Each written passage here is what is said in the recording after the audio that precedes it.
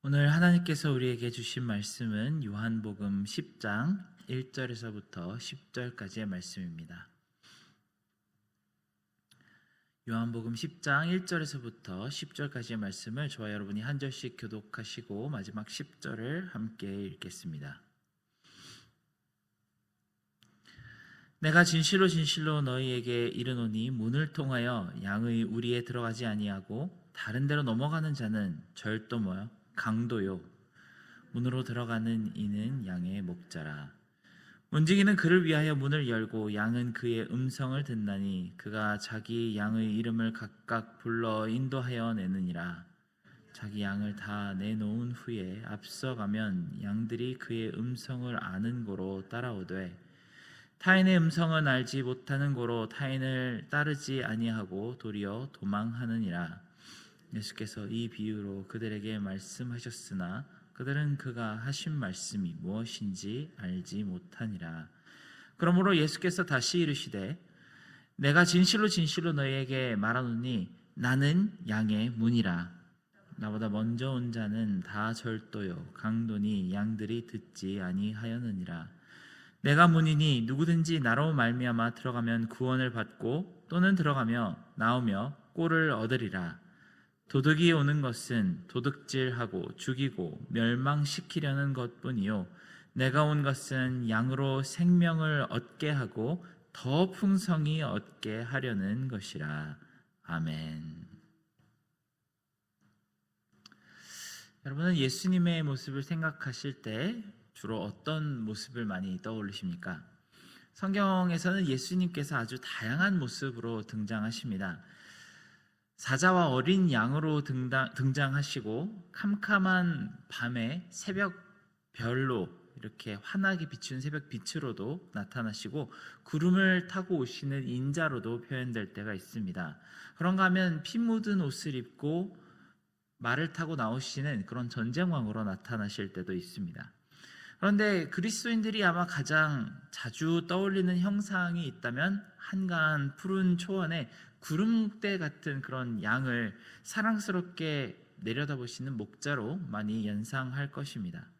실제로 많은 교회들이나 성도님들의 가정을 방문해보면 그런 예수님의 그림이 많이 그려져 있는 것을 볼 수 있습니다. 이것은 그저 사람들이 예수님의 이런 온화한 모습을 좋아하기 때문만은 아닐 것입니다. 성경에서는 구약과 신약에서 목자가 되신 하나님의 이미지가 상당히 자주 등장합니다. 우리가 아주 잘 아는 시편 23편만 봐도 여호와는 나의 목자시니 내가 부족함이 없을 것이라고 이야기합니다.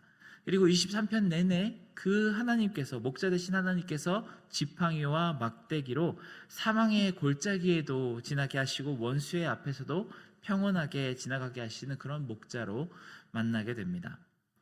그러고 보면 다윗 왕도 왕이 되기 전에 목자로 먼저 이렇게 목동일을 했던 일이 있었다는 사실을 우리는 잘 알고 있습니다.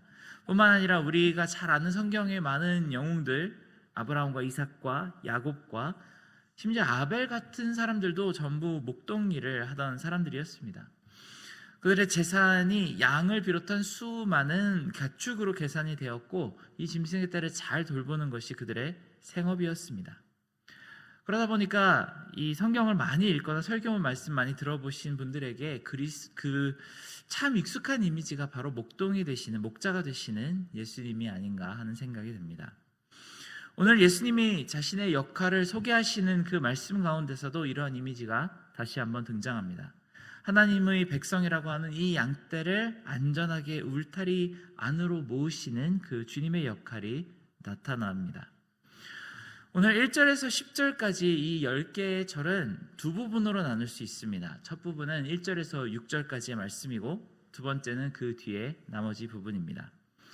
첫 부분에 하시는 이 말씀이 너무 고차원적인 메시지를 담고 있어서 그런지 사람들이 이해하지 못하자 두 번째 부분으로 더 깊이 설명해 주십니다. 첫 번째 부분은 나는 목자다라고 얘기하시지는 않았지만 확연하게 그 목자의 역할을 하시는 분으로서 자신을 소개하십니다. 양들의 이름을 하나하나 다 알고 부르시며 양들 또한 그 음성을 알아듣기 때문에 편안하게 따라가는 목자를 말씀하십니다. 이는 우리 목자장이 되신 예수님밖에 없을 것입니다. 복음서를 잘 살펴보면은 우리는 목자의 양이 되는 사람들과 그렇지 못한 사람들의 모습을 쉽게 구분해서 살펴볼 수 있습니다. 어떤 사람들은 그저 예수님께서 별다른 말씀도 없이 너는 나를 따르라라고만 말씀하셨는데 그 순간에 모든 것을 다 버리고 평생을 따라갑니다. 어떻게 그런 일이 있을 수 있었을까요? 인터넷에 짧은 한 영상 클립이 있었는데 예수님이 마태를 부르시는 장면이 담겨 있었습니다. 주님께서 마태를 인자하고 의미심장한 눈으로 바라보시면서 나를 따르라 라고 말씀하셨는데 마태가 그의 눈을 보고 울먹거리기 시작합니다. 이내 뒤에서 상관이 소리 지르는 말에 신경도 쓰지 않고 네, 주님을 따르겠습니다 하고 세관의 자리에 일어나서 주님을 따라가는 모습이 그 클립 안에 담겨 있었습니다. 뒤에서 세리 상관은 그 세리 마태가 지금까지 얼마나 많은 특권을 누리고 있었는지 모르냐고, 이렇게 쉽게 많은 돈을 벌 수도 있는데, 그리고 든든한 뒷배가 돼주는 사람들이 그렇게 많은데 그 사람들을 다 버리고 저 목수를 따라갈 거냐고 그렇게 소리를 지릅니다. 이 상관은 마태가 제정신이 아니라고 말립니다만 마태는 마치 오랫동안 지고 있었던 그 큰 짐이라도 벗어던진 표정을 짓고 울고 웃으며 주님을 따라가는 모습이 그 클립 안에 담겨 있었습니다. 이런 모습을 보니까 정말 예수님께서 이름을 알고 부르시고 그 음성을 들으며 주님이신 줄 알고 따르는 사람들이 정말로 있었습니다. 이렇게 성경을 보니까 정말 많은 사람들이 예수님의 양으로서 그 길을 따라가는 것을 볼 수 있습니다. 우물가의 여인이 그랬고 방금 9장에 읽었던 소경 또한 그렇습니다. 12제자가 거의 다 그랬고 삭개오 또한 그렇습니다. 예수님께서 그들의 이름을 부르시며 손을 내미셨을 때 그들은 이 음성이 바로 주님의 음성이라는 것을 알고 믿음으로 반응하는 사람들이었습니다. 반면에는 예수님을 항상 시험하고 넘어뜨리려고 함정을 팠던 사람들의 무리가 있습니다. 주님께서 아무리 놀라운 비밀을 알려주셔도 그들의 마음은 변하지 않는 것을 볼 수 있습니다. 예수님께서 바리새인들과 서기관들과 논쟁하실 때 정말 하나님의 지혜가 아니라면 도저히 나올 수 없는 놀라운 응답들을 많이 주셨습니다. 보통 이렇다면 바리새인들과 서기관 중에서라도 정말 단 한 사람만이라도 이 놀라운 지혜에 탐복해서 주님의 제자가 되려고 하는 사람이 있게 마련인데 그들 중에는 정말로 주님의 양이 하나도 없었는지 결국은 마지막까지 그리스도의 대적으로 남습니다. 정말로 안타까운 모습이 아닐 수 없습니다. 잠시 주님께서 우리 뉴욕 장로교회에 오늘 걸어오셔서 한 사람 한 사람의 이름을 부른다고 상상해 보겠습니다. 우리 성도님들 중에서도 예수님께서 별 말씀 안 하시고 마태처럼 인자하게 바라보시며 그 이름만 부르셔도 주님이시군요 하고 알아보는 사람이 있을지 모르겠습니다. 정말 오래 기다렸던 사랑하는 사람을 만난 것처럼 달려가서 안기고 입을 맞추고 우는 그런 양들이 우리 가운데도 분명 있을 것입니다. 다만 한편으로는 진짜 이분이 주님인지 아닌지를 검증해 보겠다고 여러 가지 질문을 던지는 사람들도 분명히 있을 것 같습니다. 주님이라면 이렇게 대답하실 수밖에 없다는 그 개인적인 생각의 틀을 딱 만들어 놓고 이 답을 주님이 하시는지 안 하시는지 시험해 보려는 마음도 분명히 누군가에게는 있을 것이 분명합니다. 또 그 중에는 예수님과 한참 대화를 나누어 봤는데도 도저히 받아들이기 어렵다는 생각을 할 사람이 한 사람도 없었으면 좋겠지만 현실적으로는 있을 수도 있겠다는 생각이 듭니다. 그것이 제가 아니었으면 좋겠고 바라기는 우리 뉴욕 장로교회 사람들이 한 사람도 그렇지 않고 예수님의 얼굴을 보자마자 그분의 음성을 듣자마자 그분이 주님이신지 알게 되었으면 좋겠습니다.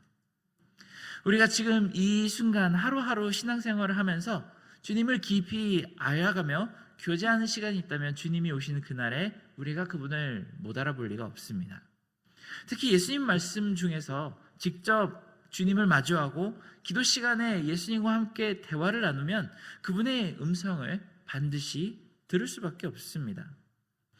물론 이렇게 설교 시간을 통해서 예수님에 대해서 들을 수도 있고 여러 책이나 찬양 가사를 통해서 예수님을 만날 수도 있지만 말씀 속에서 그리고 기도를 통해서 직접 주님을 만나는 것과 다른 사람을 통해 전해 듣는 것에는 분명히 차이가 있을 수밖에 없습니다.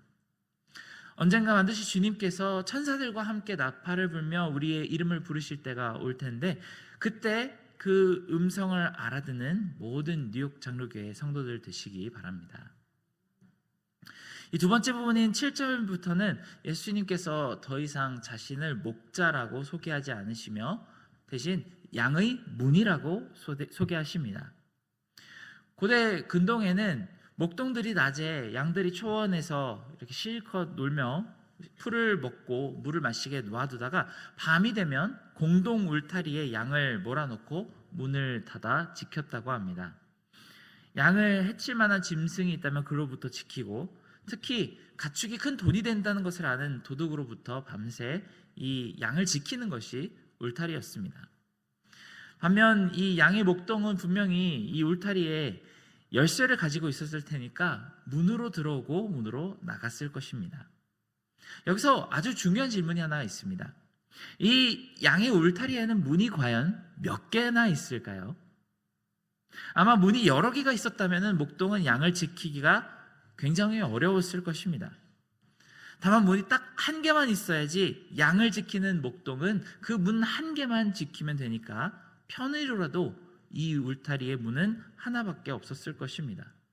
그리고 양과 목자는 이 문을 통해서만 들어오고 나갔을 것입니다. 우리는 지금 종교 다원주의 시대에 살고 있습니다. 오직 신은 여호와 한 분뿐이라는 우리의 주장에 대부분의 사람들이 반감을 가진 그런 세상을 살고 있습니다. 이 지구 위에는 정말 여러 가지 종교가 있고 철학들이 있으며 선을 구하는 방법은 한 가지가 아니라고 믿는 것이 현대사회의 특성입니다. 심지어 혹자는 세상에 사는 80억 명의 인구가 다 각각의 방법으로 평안과 참선을 이루며 살아가고 있으니 우리에게 필요한 것은 절대적인 진리가 아닌 서로를 다르다고 존중해주는 그런 마음이 필요하다고 주장합니다. 하지만 우리 그리스도인들은 이 80억 개나 되는 양의 문을 인정할 수가 없습니다. 예를 들어서 어떤 건물이 하나가 있는데 그 건물의 목적은 안전을 지키는 것이라고 한번 가정해 보겠습니다. 만약에 그 건물에 문이 80억 개라고 하면 그 건물은 보안이 없는 거나 마찬가지일 것입니다. 아무나 들어와서 괴상한 논리로 그 안에 지켜진 보물들을 다 가져가 본들 막을 수 있는 방법이 없습니다. 문제는 우리가 지켜야 되는 그 보물이 절대로 빼앗겨서는 안 되는 우리의 영원한 생명과 영혼의 생기라는 것입니다. 양의 문은 오직 하나 예수 그리스도밖에는 없습니다. 사도 베드로가 말한 것처럼 다른 이로서는 구원을 받을 수 없나니 천하 사람 중에 구원받을 만한 다른 이름을 우리에게 주신 일이 없습니다. 예수님께서 이 양의 문으로 들어오실 때에는 10절에서 말씀하신 것처럼 양으로 생명을 얻게 하고 더 풍성하게 얻게 하려는 목적으로 우리에게 오십니다. 이 양의 문이 되시고 목자가 되신 예수님에 대해 이사야 선지자가 아주 자세하게 계시를 받아 기록한 것이 있습니다. 주로 성경학자들 사이에서 이사야서 49장에서 55장까지를 종의 노래라고 부릅니다. 이는 여호와의 종으로 세상에 오시는 그리스도께서 하실 일을 예언의 내용으로 담아 놓은 것입니다. 특히 49장 6절에서부터 10절까지의 말씀에는 그 목자가 되시는 여호와의 종이 어떤 역할을 수행하실지에 대한 말씀을 이렇게 전합니다. 그가 이르시되 내가 나의 종이 되어 야곱의 지파들을 일으키며 이스라엘 중에 보존된 자를 돌아오게 할 것은 매우 쉬운 일이라. 내가 또 너를 이방의 빛으로 삼아 나의 구원을 베풀어 땅 끝까지 이르게 하리라. 이스라엘의 구속자 이스라엘의 거룩한 이신 여호와께서 사람에게 멸시당하는 자, 백성들에게 미움을 받는 자, 관원들에게 종이 된 자에게 이같이 이르시되 왕들이 보고 일어서며 고관들이 경배하리니 이는 이스라엘의 거룩하시니 신실하신 여호와가 여호와 그가 너를 택하였음이라. 여호와께서 이같이 이르시되 은혜의 때에 내가 내게 응답하였고 구원의 날에 내가 너를 도왔도다. 내가 장차 너를 보호하여 너를 백성으로 언약을 삼으며 나라를 일으켜 그들에게 황무하였던 땅을 기업으로 상속하게 하리라. 내가 잡혀있는 자에게 이르기를 나오라 하며 흑암에 있는 자에게 나타나라 하리라.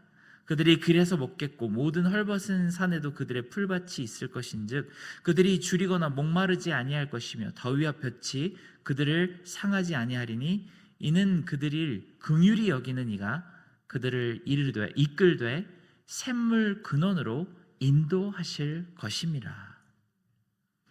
바로 이것이 목자 되시는 예수님께서 우리 양들을 모아서 이루실 일입니다. 사랑하는 여러분, 우리는 분명히 우리 목자가 되시는 예수님의 음성을 듣고 구분할 줄 알아야겠습니다. 어린아이들은 눈을 가리고 만지지 않아도 여러 사람들 사이에서 엄마 아빠의 목소리를 구분해낼 줄 압니다. 여러 가지 사회 실험을 통해서 그것을 입증했다고 합니다. 심지어 아이들은 목소리 없이도 냄새만 가지고도 부모님을 구분해내기도 합니다. 부모님들은 더하죠.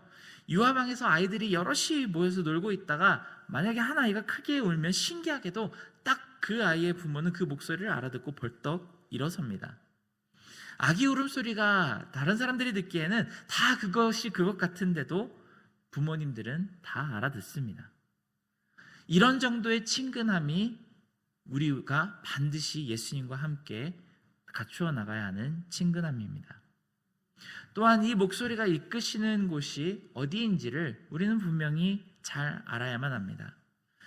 방금 제가 읽어드린 이사야서에서는 예수님이 우리를 이끄실 곳이 바로 샘물의 근원, 생명의 강물로 우리를 인도하신다고 합니다. 우리는 이 생명의 물을 꼭 마셔야만 합니다. 그저 간신히 오늘 하루를 살아갈 수 있는 정도만이 아니고 넘치도록 풍성하게 채우심을 받아야만 합니다.